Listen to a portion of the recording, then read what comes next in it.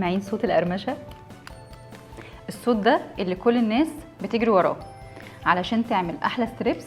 بس هي معادله صعبه شويه ان اعمل ستريبس ويكون شكله ولونه وطعمه وكمان مقرمش بس بشكل صحي. علشان كده هنعمل وصفه وهنقول سرها وازاي هنعملها بالشكل ده بس في الاير فراير. واول سر في اكلتنا هي التتبيله. السر هنا في التتبيله، في طعم مميز وفي قرمشه كمان مميزه. تعالوا نشوف هنعمل ايه. اول حاجه عندنا هنا كوبايه دقيق، وهبتدي بقى اضيف كده شويه مكونات جافه عندي كلها مع بعض. زي ايه؟ زي بصل بودره وثوم بودره اهو، وزي كمان مرق الدجاج فوريه. بصوا هي شويه حاجات بسيطه بس مهمه جدا. طيب هناخد كمان عندنا هنا ملح وفلفل، وادي الملح طبعا حسب الذوق، وعندي كمان شويه من الفلفل الاسود بس مش محتاجه بهارات تاني اكتر من كده. وعندي هنا بقى بضايه، وعندي حوالي كوبايه من اللبن الرايب. ما عنديش لبن رايب اعمل ايه؟ اضيف لبن حليب عادي جدا مفيش اي مشكله. هقلب كل الخليط ده بقى عندي هنا لحد لما يكون كده خليط عامل زي الطحينه شويه السميكه. هنفضل نقلب كده كل الخليط ده مع بعض لحد لما كل حاجه تختفي تماما وتكون مندمجه، مفيش اي كتل مفيش اي حاجه ظاهره ومش مندمجه مع الحاجه التانيه. بقت عندي بالشكل ده زي صوص الطحينه كده التقيل شويه. عندي بقى هنا صدور الدجاج بتاعتي مقطعاها ستريبس او اصابع بالشكل ده، كلها كده تكون تقطيعه متماشيه كده مع بعض علشان كلها تبقى نفس السوا.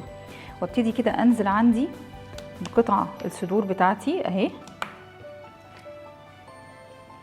وابتدي بقى اقلب واغلف كل الفراخ بتاعتي دي بالخلطه اللي انا عملتها، ونسيبها بعد كده في التلاجة لمدة ساعة تقريبا. ويا سلام بقى لو سيبناها مثلا طول الليل بيبقى الموضوع مختلف بصراحة تماما.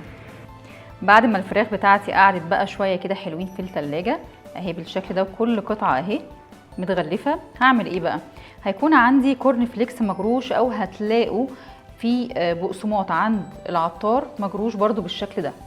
ابتدي انزل هنا كده اهو واغطيها كلها، متبقاش فيها ولا جزء خالص باين.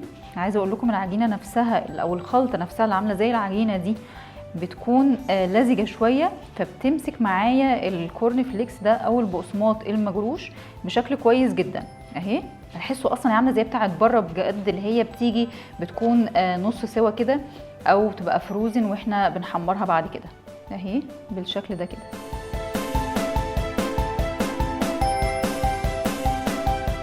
بعد ما خلصنا وغلفنا كل الستريبس بالشكل الحلو ده، في المرحله دي بقى عايزه اقولك ان انت سهل جدا ان انت تشيليها في علبه او في اطباق ما بينهم اكياس بلاستيك وتدخليه عندك الفريزر وتخرجيه بس على انك تحمريه او تسويه، سواء زي ما هنعمل النهارده في الاير فراير او في الفرن زي ما تحبي. لكن دي اكتر مرحله ينفع نشيل فيها الستريبس بالشكل ده.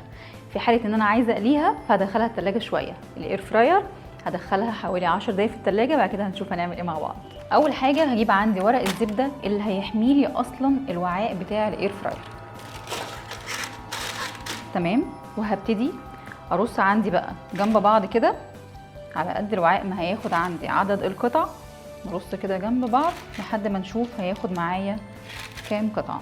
الناس بقى اللي فاهمه غلط ان احنا طالما بنسوي في الاير فراير ان احنا مش هنضيف زيت، فاقول لكم لا، احنا لازم كده ببخاخ بسيط جدا من الزيت كده هنرش كده على عدد القطع بتاعتنا بتاعه الستريبس علشان ياخد معايا لون حلو تمام.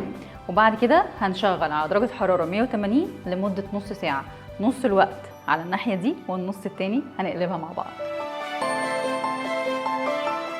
ابتدي اشغل عندي هنا اهي 180. ابتدي بقى هنا ايه اطلع كده بالوقت اللي انا محتاجاه، انا عايزاه لمده 30 دقيقه. ادي 30 دقيقه، ممكن اظبطها لحد 15 دقيقه، او ال 15 دقيقه التانيه اظبطهم بعد لما اقلب الفراخ، او اظبطهم 30 من الاول. ونبتدي مع بعض.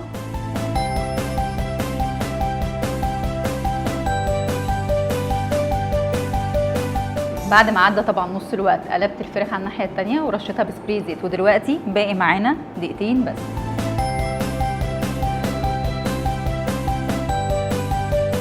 الله على اللون وعلى الريحه.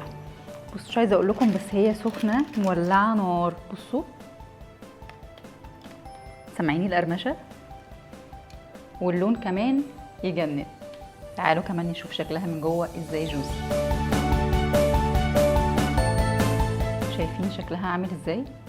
محتفظه باللون بتاعها وفي نفس الوقت هي من بره واخده الكراست المقرمش الحلو.